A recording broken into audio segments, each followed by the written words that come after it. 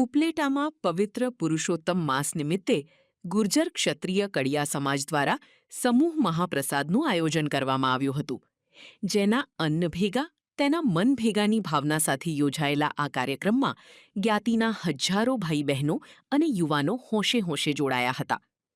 આ તકે સમાજને આર્થિક સહયોગ આપનાર મનસુખભાઈ મકવાણા સહિતના દાતાઓ તેમજ વિદેશી દાતાઓનું વિશેષ સન્માન કરવામાં આવ્યું હતું. શિક્ષણવિદો દ્વારા ઉપસ્થિત જ્ઞાતિજનોને પુરુષોત્તમ માસનો મહિમા અને ઉપવાસના મહત્વ વિશે માર્ગદર્શન પૂરું પાડવામાં આવ્યું હતું. કાર્યક્રમ દરમિયાન સમાજના અગ્રણીઓએ નવા ભવ્ય સમાજ નિર્માણ માટે વધુ દાતાઓને આગળ આવવા આહ્વાન કર્યું હતું. ભક્તિમય માહોલ વચ્ચે યોજાયેલા આ સમૂહ ભોજનથી કડિયા સમાજમાં એકતા અને ભાઈચારો વધુ મજબૂત બન્યો હતો.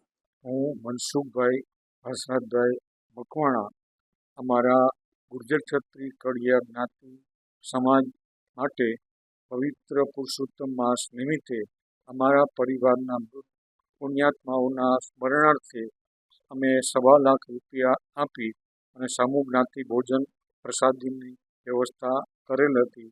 અને એમાં સમાજના લોકોએ અને પરિવારના લોકોએ ખૂબ સહકાર આપેલો હતો.